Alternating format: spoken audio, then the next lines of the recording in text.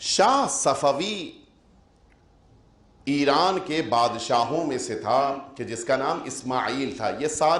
یہ پورا خاندان صفوی کہلاتا تھا، اور یہ لوگ ہمیشہ حکومت میں رہے یا حکومت کی ذمہ داریاں ان کے پاس رہیں.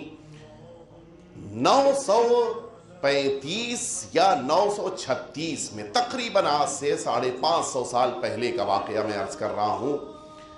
یہ اسماعیل صفوی بادشاہ یہ زیارتوں کے لیے اصفہان دارالحکومت زیارتوں کے لیے نجف اور کربلا آیا.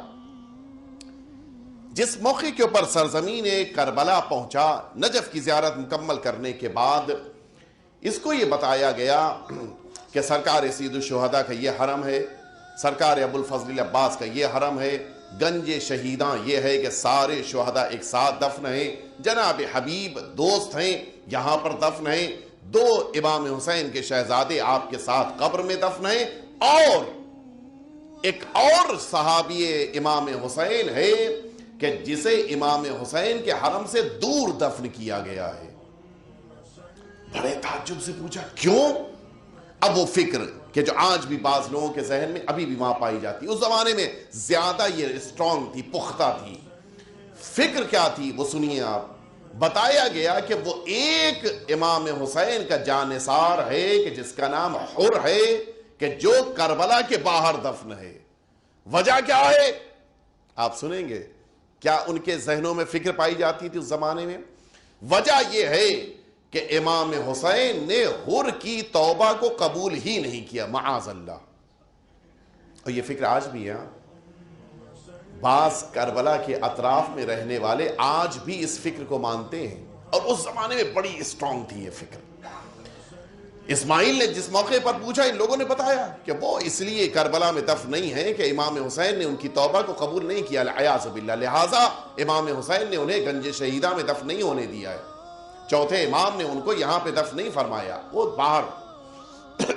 نواب صفوی یہ جو اسماعیل تھا، اس نے کہا میں تو آزماؤں گا، میں اس بات کا امتحان لوں گا کہ کیا واقعاً امام حسین نے حر کو معاف نہیں کیا. دیکھیں اگر معاف نہیں کیا تو نتیجہ کیا ہوگا کہ حر نے قربانی تو دی ہے، وہ شہادت نہیں ہے. اور اگر شہادت نہیں ہے تو پھر اس کے معنی یہ ہے کہ جو قرآن مجید کہہ رہا ہے کہ شہداء زندہ ہیں، یہ حر اپنی قبر میں آج ان کی لحد کے اندر ان کا جسم نہیں ملے گا. کیا کرنا ہے کہ بلاؤ افراد کو، اس کی جناب حر کی قبر کو کھولا جائے. اب چونکہ حاکم ہے تقریباً اس زمانے میں آدھے سے زیادہ عراق کا بھی حصہ تھا جو ایران کے قبضے میں تھا، یہ اس کی حکومت میں شامل تھا. اب یہ ایک حاکم آیا ہے، کون اس کی مخالفت کر سکتا ہے؟ ٹھیک ہے. اس کے کہنے کی بنا پہ اب جب قبر کھولی گئی، قبر کو پوری طرح سے منکشف کیا گیا، جس طرح سے صدیوں پہلے جناب حر کو قبر میں لٹایا گیا تھا، بالکل اسی طرح سے جسم اطہر اسی انداز میں، زخم کے اوپر خون اسی انداز میں جمع ہوا.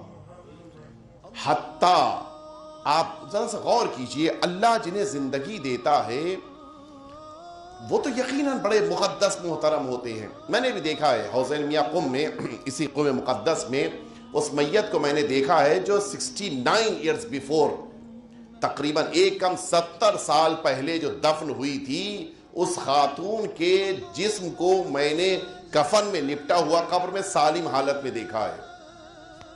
میں ایک بات یہ، جب اس کے بارے میں ڈھونڈا گیا پتہ چلا بڑی مومنہ تھی، بڑی متدین تھی، بڑی اللہ والی تھی، روزے نماز کی پابند تھی، زیارتوں کی پابند، زیارت عاشورہ کی پابند، ایک بہت بڑے مجتہد کی زوجہ تھیں. اتفاق سے چونکہ قبرستان کے بغل میں ہمارا مدرسہ تھا اور روڈ کو بڑا کیا جا رہا تھا، چوڑا کیا جا رہا تھا، لہٰذا اس کی قبر بھی روڈ میں آ گئی تھی. اور پھر قبر جب پتا چلا کہ قبر میں جسم سالم ہے تو جسم کو منتقل کیا گیا.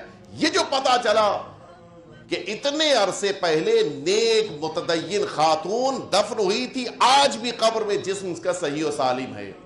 میں ایک بات آپ سے پوچھنا چاہتا ہوں، اس کا چہرہ سالم ہے اس لیے کہ مثلاً اس نے چہرے سے سجدہ کیا تھا، ہاتھ سالم ہیں اس لیے کہ اس نے مثلاً ہاتھ سے ماتم کیا تھا، پیر سالم ہیں اس لیے کہ اللہ کی چیریٹی کرنے کے لیے انہی پیروں سے گئی تھی. اس کا بدن سالم ہے یہ تو صحیح ہے، لیکن اس کے کفن نے کون سی خدمت کی تھی؟ آپ بتائیں، کفن نے کوئی خدمت کی تھی؟ وہ تو انتقال کے بعد اس کے جسم سے وابستہ کیا گیا تھا، لیکن اس کے باوجود اللہ نے جب جسم کو بچایا تو جسم کے ساتھ کفن کو بھی بچا کر رکھا ہے۔ شاید اللہ یہی بتانا چاہ رہا ہے کہ ہم جسے بچاتے ہیں اس سے وابستہ چیزوں کو بھی بچا لیا کرتے ہیں۔ صلوات بھیج دے محمد و آل محمد پہ۔